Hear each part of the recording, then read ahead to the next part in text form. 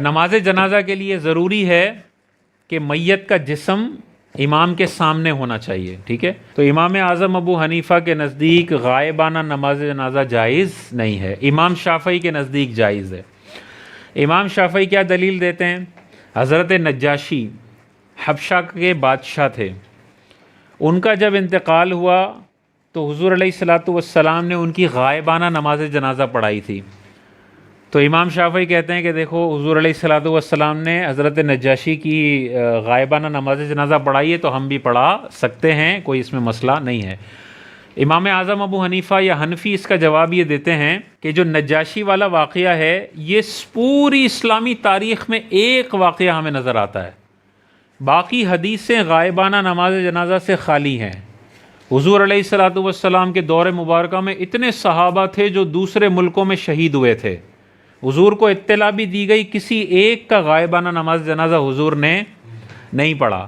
حضرت ابو بکر صدیق کا جب وصال ہوا تو کتنی دور دور تک اسلامی حکومتیں تھیں، کسی ایک روایت میں بھی نہیں ملتا کہ ابو بکر صدیق کا غائبانہ نماز جنازہ پڑھا ہو۔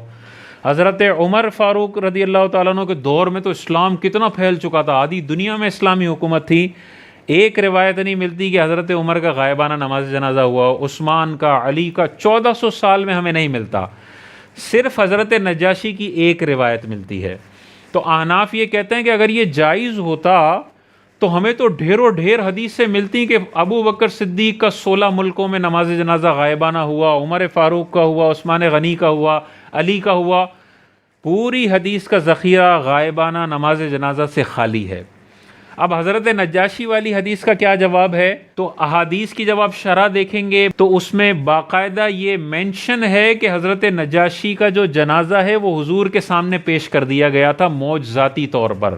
یہ حضور کا معجزہ تھا کہ نجاشی اتنے کلومیٹر دور تھے لیکن ان کا جنازہ سامنے آ گیا تھا، تو جب سامنے آ گیا تو حضور نے ان کا نماز جنازہ پڑھ لیا۔ یہ ان کی خصوصیت تھی اور حضور کا معجزہ تھا، ورنہ غائبانہ اگر نماز جنازہ جائز ہوتی تو ہمیں سینکڑوں حدیثیں ملتی، اس کی غائبانہ نماز جنازی کی ایک بھی حدیث نہیں ملتی۔